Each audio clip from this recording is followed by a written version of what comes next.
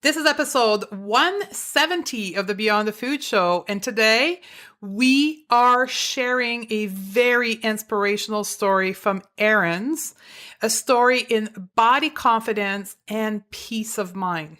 This is the perfect follow-up to podcast 169, the one that was titled The Year of You, and seeing what hashtag undieting can provide you in real life. Stay tuned. My name is Stephanie Dodier, clinical nutritionist. I reversed my diagnosis of anxiety, depression, adrenal fatigue, and obesity by going beyond the food. I can tell you one thing, that willpower, discipline, and deprivation aren't the permanent solution to transforming your relationship to food. So how do you leave overeating, emotional eating, food craving, and binging behind you so you have the food freedom to achieve all of your goal and be happy now? As a top 25 alternative health podcast in the world, this is the Beyond the Food Show. This is a great moment. I wouldn't be any happier right now if I was skinnier, if my body looked different. It's truly been a beautiful process. This has been life-changing, and I am really grateful that I didn't wait another year. If you think that you're going to come into this and lose 20 pounds and eat perfectly for the rest of your life, then it's the wrong thing. But if you think you're going to come into this and have a life-changing experience, then it's worth every penny and more. The Going Beyond the Food Academy is the result of a lifelong journey in searching for my solution. All along, the solution was right there in front of me, and it's also right there for you, inside of you. You just want to eat normally, have a normal body, perhaps weigh less. You're looking for the solution to eat less, stop overeating, perhaps binging, maybe stop the endless desire to eat what is forbidden, the sugar craving, and you keep searching for the answer as to why your body doesn't want to collaborate with you. And you've tried it all. Willpower, discipline, mental strength, over-exercising, all the diet, while shaming yourself and your body in hope that it would give you what you so desperately desire. What I desired the most, I thought, was weight loss, but really what I wanted was to fit in, to be accepted, to be loved, to be happy unconditionally. What I didn't realize during the 25 years of dieting was that suffering was not necessary, that the answer was right there inside of me. But I refused to see it and accept it because it didn't fit with what I was told the solution was. The Going Beyond the Food Academy is a 14-week journey towards creating and discovering your own solution.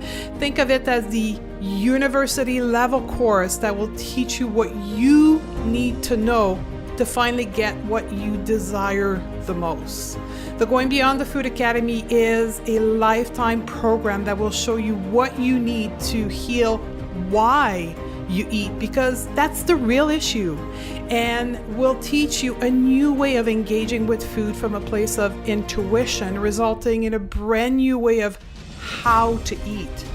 The outcome of the Going Beyond the Food Academy is what you eat becomes normal, easy, and simple. Ditching dieting and becoming a normal eater. So if you're ready to step into a new version of yourself, be empowered by me as your teacher in our amazing community to make the change you know you need to make, head over to stephaniedodier.com/academy right now. So the Academy has helped me figure out, like you said, feel it, don't fight it. Actually know that if I feel my feelings, I'm going to survive. It's going to be okay. I can sit with those and nothing bad is going to happen to me.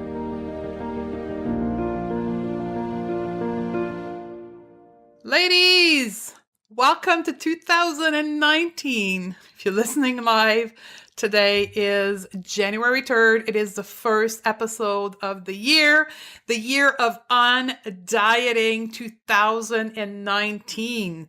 So we just finished the series on Dieting 2019. If you follow me on social media, you saw me putting a lot out there about shifting women from starting the year in resolution mode, wanting to lose weight, wanting to diet, to a place of undieting and going beyond the food.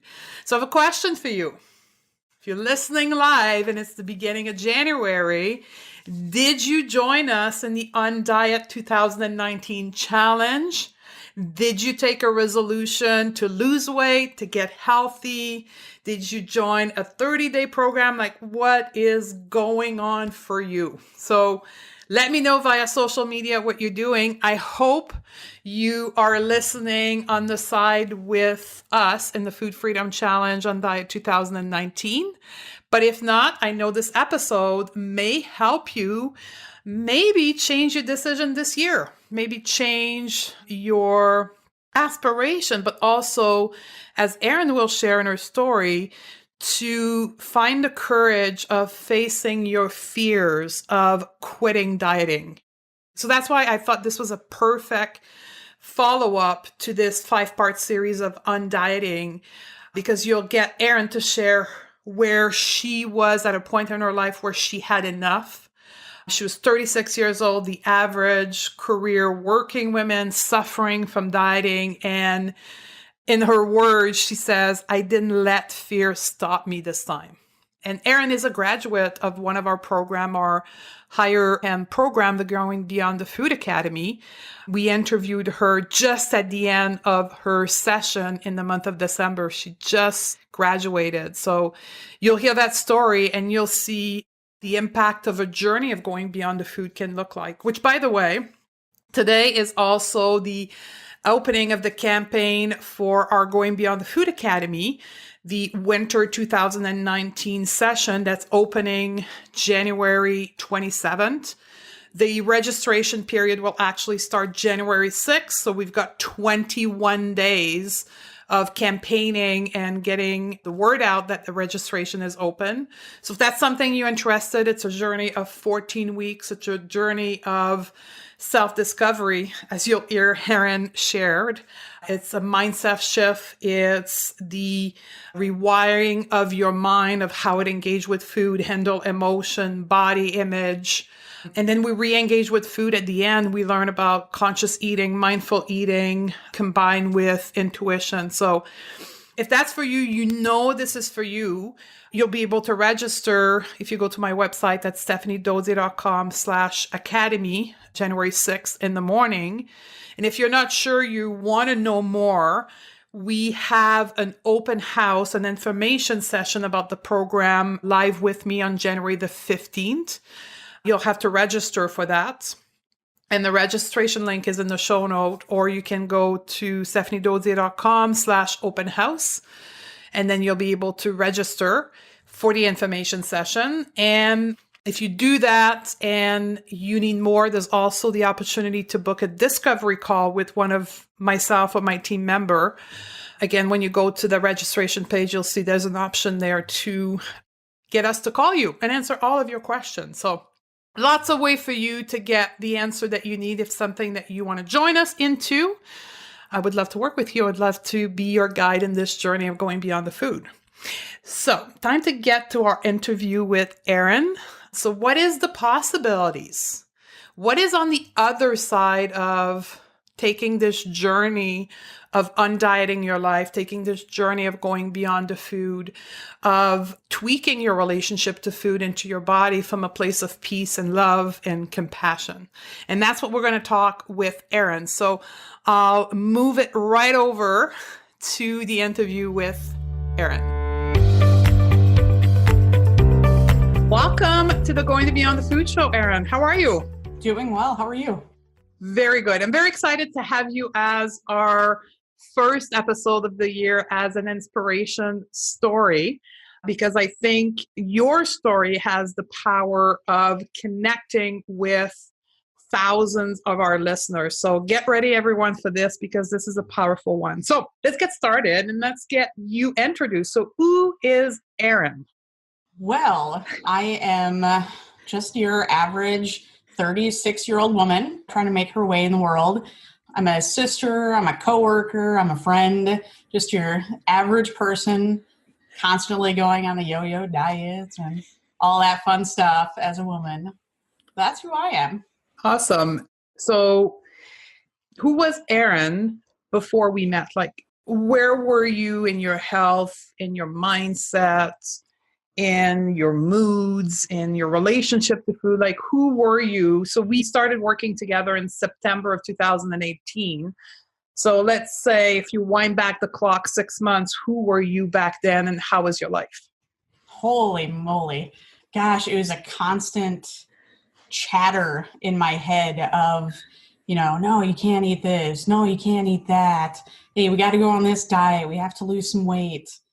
I just want to feel better. I don't necessarily want to, everybody wants to lose weight, right? But I just wanted to feel better.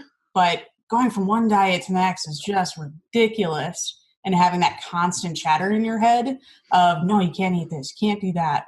I was sick of it. I was so sick of it. It was driving me nuts. So that's where I was 6 months ago. So pain around the engagement with controlling food with the outcome of potentially losing weight. Yeah, because you always see these posts of, hey, you have to have this type of body, or gosh, even going into the doctor and, feeling like you're being judged because you're overweight, and going into a store and you have a bigger body. Everybody is just so judgmental, and it's really hard to get around that. So you kind of get into this thought pattern of, okay, well, I have to do this, I have to do that, I have to be a better person. But that does so many things to you psychologically and physically even. Just not healthy. And how was your relationship to food? Oof. Gosh, it was that vicious cycle of, let's say I'm good during the week and, I got on this bandwagon, good during the week. And then I'm like, I'm just going to go freaking all out on the weekends. And it was a cycle that I absolutely hated. Mm-hmm. Absolutely hated. So you were a restrictor during the structured week, yep. And then an all-out overeater, binger in the weekend. Yeah, not necessarily like super binging, but, ooh, I love donuts. Let's get a donut. And then, that turns into a couple, it's just like floodgates, like freaking open up. Mm. And you were challenged with body image. You were challenged with the relationship to food, the need to constantly do something to be on a diet that affected your mood. You talked about that. What created that space, or that what I call the Yoda moment or the ha-ha moment, to say, like, I have to get off that cycle? Like, what is there some moment, or is it just gradual? It was kind of both, because a couple of years ago I had actually lost quite a bit of weight. And then, you're super restrictive, and I didn't want to live like that. I could not live constantly with super restriction, or I could only eat this type of food. That's a part of the human experience, is to enjoy food and not feel bad for it. So anyway, I lost a whole bunch of weight, and then like a year and a half later, I started gaining it back. And because I had lost weight before, I knew I could physically, but there was that mental component that I needed help with. So I was searching out. I actually went to a hypnotherapist at one point. I had never shared this with you before, but how was that for those who've never been to an hypnotherapist? It was interesting. I feel really bad for the poor lady. It didn't work. I couldn't be relaxed. I couldn't be hypnotized, unfortunately. But yeah, I wasted, a couple $1,000s there, and because I knew it was all mental. But yeah, just seeking out something to help me mentally kind of get over the gap, if you will. So when you went to the hypnotherapist, what did you ask her to fix? Like, what were you trying to get her to change in your mind? Like, it was really just the obsessional thoughts, and I was really open because I love sweets. I really do. Mm-hmm. And then, she was trying to kind of rewire my brain to go towards more whole and natural foods. And that's what I was asking for her help with. The craving and the type of food you were craving. Yeah, bingo. Yep. That's it. What else had you done before you came across our work, and what created that haha moment? Actually, I was on a keto website because I had gone through some keto, and honestly, like a lot of that stuff, it just tastes really good. Anyway, that's where I actually stumbled across you in an interview that you did. I'm like, oh my goodness, this lady is on to something. So, and then that's where I found your podcast. Mm-hmm. And how long did you listen to the podcast prior to taking the first step with us? Gosh, I want to say maybe a month and a half. And then I think it's called the Food Freedom Program. Yes. Is that what okay. So I took that, and because I like structure, but I also don't want to be, beat down with being told what I have to eat, when I have to eat, all of that stuff. So going through like those modules, it was a perfect moment because shortly after is when you opened up the new semester of the academy. So I'm like, oh, this is great. So I hopped onto the wait list there and started that journey. Awesome. So you started with Claim Your Food Freedom, which is kind of our introduction program for people listening. That's the one we have ongoing all the time. And then from there, you moved on to the Academy, the bigger program. Yeah, because I saw those modules and how much work and how it was structured and how it could hit all different points of going through the why, kind of digging into my personal why and helping to rewire that part. So that kind of intrigued me. And I'm like, okay, so let's go to this next one. And what was really awesome is I actually, at that point, I didn't know that I would get that $97 put towards, the program. So that was like an added bonus. I was super excited about that. So you mentioned the word intrigue. So you were intrigued, but was there a moment of hesitation that this, I don't know, may not be for you, or this is too deep, I don't want to go there? Or is there that place of hesitation, a little bit of fear that happened also as you took those first steps? I did not allow myself to get there. I just I have to do this because if I ever want to get past whatever is holding me back from getting to the next level, I have to do it. And I was sick of everything that I had already tried. And honestly, this would have been my absolute last one. If this didn't quote unquote work, that was it. So let's talk a little bit about that, because for many women, you said the word, I didn't allow myself to hesitate, or I didn't allow myself to have the fear of not jumping in. For many women, they're there, right? And they're afraid of moving on to that place of newness, or that different approach, or to commit themselves to changes, either financially or time-wise or whatever. Commitment is really difficult. So how do you do that, of not allowing yourself? How does that show up in a normal person's head? How do you do that? So I guess kind of going for, let's go to the, hey, I'm afraid of this next step. Now, I'm not going to tell you I wasn't scared. I mean, I had not necessarily hesitation moments, but oh my goodness, what am I getting myself into? After I click the button, I'm like, okay, this is going to be, this is something. But you just have to get to a point where you have to put yourself first. And that is really hard for, this community in particular. Is you have to put yourself first, and you just really have to do it for yourself. So you felt the fear. Mm-hmm. So this is something that I talk a lot about, and I'm happy that you're expressing that in your example. We feel the fear. It's like people sometimes think, well, I'll do it the moment where I don't feel the fear. The problem is that a long time. Yeah, we're going to wait all our life because you felt the fear and you said, okay, I'm still going to move forward. Yeah, because I was personally sick of that up and down, and I had to do something for myself, and I had to do it. If I wanted to get to that next level, if I wanted to be the person that I wanted to be, I had to do it. And the idea that came to my mind, the analogy to that, and I don't know if you'll agree, is when you sign your first mortgage, right?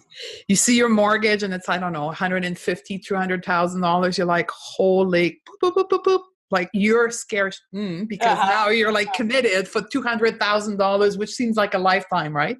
Right. But you still signed the damn paper. Right. And then I guess going to the, the financial part of it, I guess you can't not do this for yourself. In the grand scheme of things, it's a very small investment into the rest of your life. How much have most of us already spent with the various fat diets and, different bandwagons? Calculate that up to now. I mean, you're talking tens of thousands of dollars. And you could be worse off now than you were before that. You need to better yourself. And this is the best way to do it. In some way, I can also say that it's an investment in yourself to prove to yourself that you're worthy. Absolutely. Yeah. I know when you don't feel worthy or you have a lower self-esteem, you're like, I could spend that money in better places, where in fact, what you're doing is you're reaffirming your feeling of unworthiness or your feeling of low self-esteem by not investing in yourself. Right. And I think too, if you keep putting up those roadblocks, you're never going to get to where you're destined to be. You're never going to get to that next level. And if you want to do that, then you have to invest in yourself. Time-wise, money-wise, you have to commit to that. And it's a commitment for the rest of your life. It's not just this short time of working on yourself and, rewiring yourself. It's a lifetime. Each one of us is worth it. Did you find through this experience of investing in yourself and taking the program and doing the course that it actually helped your self-worth and your self-esteem? Oh, in more ways than I ever thought possible. There are certain struggles that I've had in my personal life that I had never addressed them or had been aware, and just kind of going through it, it's kind of really opened my eyes to so many different aspects of my life, and that I can actually not just be satisfied, but I can actually thrive in all areas. An example is I was at work. I can now kind of take a step back and not get frustrated at something. I can take a breath. I don't have to rise to that occasion. I can chill out. So, it's not the end of the world if something goes wrong. Absolutely. So no, it's much more than food. I've started a side journey of my own because of, this program was kind of a catalyst for that.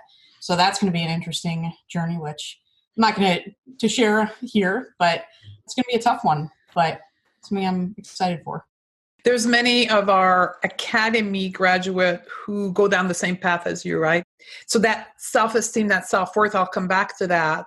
I want to say we have to prove it to ourselves that we are worthy. And as we do this work and we invest our time, invest our relationship, invest our finances, we actually build, as you saw for yourself, that self-worth and that self-esteem. And at the end of the process, you then are into this next level of your life you keep referring to take the other part of your life's journey. Some people will go back to school. Some people will change career. Some people will, like I can think of another student who had an autoimmune condition who decided to invest in working with a functional medicine doctor. Right? You're going to have your own journey, but that comes as a result of you investing in your self-esteem and your self-worth. Yeah. Oh my goodness. So many aha moments through the entire, my brain was, oh, look at this. Oh, look at that. Oh, this is great. Honestly, just so many things that we kind of not necessarily take for granted, but things that are just so white noise in the background that we don't know how certain things, even from our childhood or whatnot, is all affecting us through today. And to acknowledge a lot of that and work through that, it helps in so many, like I said before, in so many ways. That's the difference between the entry level and the more advanced program. Is the more advanced program does exactly what you just said, right? It allows us to have a more wholesome view and everything that triggers our relationship to food and our body. So what did you see as a result? So you did the Claim Your Food Freedom program, you moved into the academy, you took that 14 weeks journey. What was the result? Like, can you give us a couple of examples of how things change in your life as a result of you doing the work? Yeah, let's say going back to the, I'm really good during the week. And then on the weekends, I actually not had that for quite some time. I haven't felt the need to restrict and then, go crazy. I mean, shoot, I've had this cookie that my boss gave me a while ago, and it was just sitting there, and I had really no desire to eat it. Not because I was restricting or, I didn't want to. Mm-hmm. And I think the biggest thing for me is the constant chatter in my head of, I have to be this certain way, or I have to eat this certain way to not feel judged. That to me is probably the best thing of everything, is just that internal thought, that internal battle is pretty much gone. It's fantastic. That takes a lot of energy to battle that all day long, doesn't it? Oh, it sure as heck does. Sure as heck does. And it impacts, and then I'm sure many women listening to this will connect to that it's like having, some people express it as having the devil on one shoulder and then the angel on the other shoulder. And it's constantly chattering between each other. And it influences a lot of your day-to-day decision. Mm-hmm.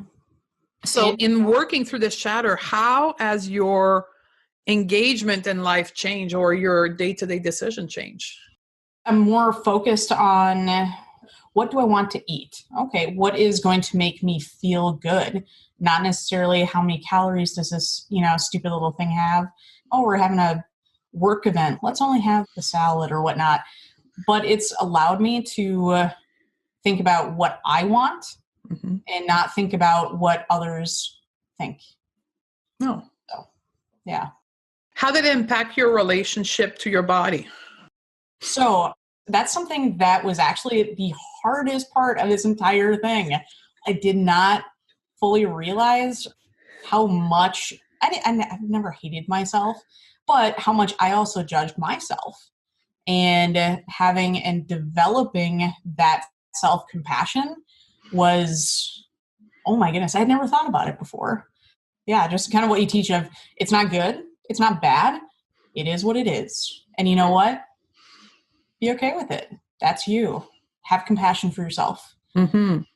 Yeah, that was probably one of the most intense parts of this entire thing is, okay, let's stand in the mirror, actually look at ourselves, and to have that compassion towards ourselves. And I think that's what a lot of people are missing. Yeah. And it's halfway through the program for a very specific reason, because it is, quote, difficult to do. But I would venture to say, based on your story and what I know of you, it's been one of the most rewarding aspects of it. Am I correct? Yeah, absolutely. I was in a store the other day, and they have those big mirrors that just kind of watch you and make sure you're not stealing, whatever. You know what? I stared myself down. I'm like, hey there, chica, how's it going? Yeah, just having those moments of, you know what? This is me. Take it or leave it. I don't care. This is me. That's it. And I'm not going to stop living because of my body. Exactly. So you're just finished the program, the 14 weeks program.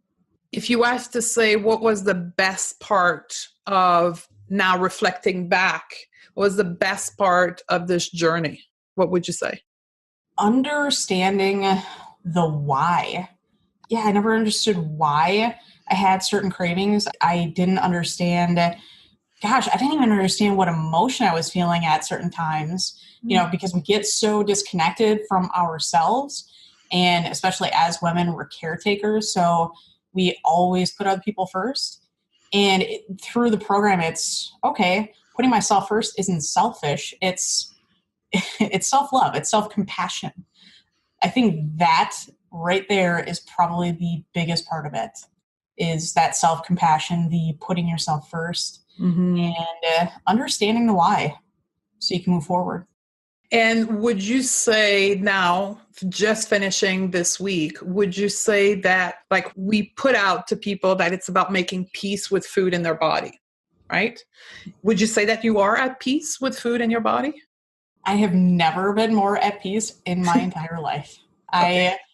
That is something I never thought I would ever get to this point or have that hope, not just for, my relationship to food, but also with my body, with addressing other things, again, that have come up throughout this whole thing. I never thought I would get to a point where I would actually be content. And not just content, but actually seeing that there is a happy future out there. Yeah, just to be myself. That's amazing. I thought I'd get there.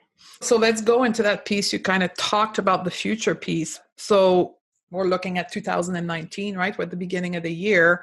How do you see 2019 forward unfolding based on the work that you've done with yourself?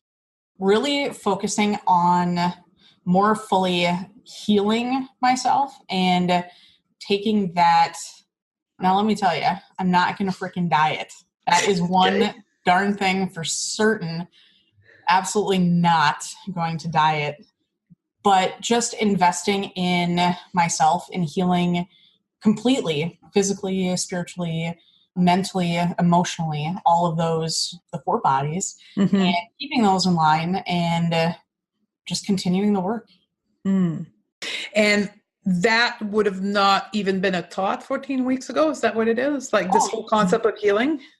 No, I was going to go through the rest of my life in the shadow. Managing symptoms. And sometimes not even. Just going through life in a haze. So now the haze is breaking. For people listening, this is a big concept in which we can be, you, I, and Erin, can be empowered to change our health. And for many people listening, that's what the heck you're talking about, right? I just go to my doctor. We manage symptoms with pills and diets and treatment. But what are you talking about healing and overcoming something? And I want to use this example that Erin just said in the shift of her own health she had. You don't have to do the 14 weeks program for that. I mean, you can have that shift if you stop looking at the traditional model of health and the traditional model of healing and start looking to the people on the outskirts and say, yes, there is a way for you, whatever condition you have, that it is a relationship to food, that it is high blood pressure, there's a way of getting to the root cause and stop managing it, but actually healing it. And that's what you were expressing here. So that's what you're seeing in your future, right? Yeah, absolutely. I think you said it very well, is stop managing symptoms. It keeps us so down and not living the full life that we were each meant to live, whether that be, you have a physical ailment that you need to work through or a mental health concern. You are worth taking the time and investing more so time than anything else into yourself and be that person that you were meant to be. And that's exactly what I've discovered. That's amazing. That's very empowering. So in closing this discussion here, for the people listening right now that are where you were, let me phrase that properly, like people that are where you were in August of last year, if you were to visualize that person and you wanted to say something to that person back 6 months ago, what would you say to that person? You are worth it. Mm-hmm. You are not broken. And there's hope. And you need to take those next steps. If you are sick of the constant back and forth in your head, constant yo-yo dieting, there is hope. And love yourself enough to stop that internal struggle and heal for a lifetime. That's a beautiful message. Thank you very much for having taken this step of coming forward, because it's not a lot of people who are willing to come on the podcast and share their journey. But by doing that, I know that Erin today has affected a lot of you. And please reach out on social media and let me know how her story has impacted you. And that's part of giving back. When you grow and become a better version of yourself, you want to give back. And that's what you did today. So thank you very much, Erin, for having stepped forward to do this. It means a lot to me. And hashtag undiet 2019. I'm so on board. It came to me in the middle of the night, by the way. It was like, I should do that. Like, that's a good hashtag and a good thematic for the year. It is beautiful. Is there anything else you would like to add before we close the interview? No, I'm good. Thank you very much for having me and allowing me to share my story. And welcome to your first podcast ever. Thank you very much. Yeah. Thank you. Thank you very much, Erin. So there you have it. Quite an inspirational journey for Erin. But what I like about her journey, Erin, it's very simple, but it's so representative of many of us, of where we were, how we felt, and where we wanted to go. So I hope hearing her voice, hearing her being vulnerable and sharing her journey will inspire one of you to take the step of going beyond the food. And remember, going beyond the food is an underground movement. It is a grassroots movement that needs to be shared from people to people, word of mouth, because we are fighting a $66 billion industry of weight loss and diet culture. So let's share this episode. Let's share the hashtag #UnDiet2019, and let's you point out some of your female friends and sisters and co-worker into this world of empowerment that is going beyond the food and helping me make this available to more women. I have a great show coming up for you next week. Episode 171 is titled, you ready? The Death of Dieting, the Rise of Health at Every Size. I'm going to leave it at that. It's going to be controversial, but it's really a new movement that is part of Undieting 2019 that is foundational to our journey going beyond the food. And I'm going to have an expert, Molly Barr, coming and talking to us about this new option that is called Health at Every Size and how to begin our journey there. So I love you, and I look forward to see you in episode 171. Do you wish your relationship to food and perhaps your body was easier? Do you wish you could make peace with food and your body? Most women will describe this state of being as having food freedom. And likely you've tried potentially everything to get there, and you are certain that something is seriously wrong with you. Maybe you're thinking that more restriction has to be the solution. I get it, and trust me, I've been there too for almost 27 years. You see, what most struggling women never ever realize is that how you engage with food in your body has little to do with food itself. Sadly, most women rely on outdated strategy like restriction and willpower and discipline as their solution. Things like the black and white mindset, the diet pills, the cheat day to control their urges. But you and I know that has nothing to do with food freedom. So that's why I want to share with you the assessment that I use in my clinic with my one-on-one client to identify what is holding them back from food freedom. And quite frankly, it's different from anything you've done before. I've created the Food Freedom Score, this assessment tool, to give you an idea of where you should be focusing on. During this quiz, I'm going to take you through 10 simple yes or no questions that will allow you to assess the sticky point with your relationship with food and your body. Plus, I'll coach you at the end on specific steps you need to take to move forward to get your food freedom. So if you're ready to step into a new version of yourself and create a new relationship with food and your body, head over to stephaniedodier.com/quiz, and I'll see you on the other side.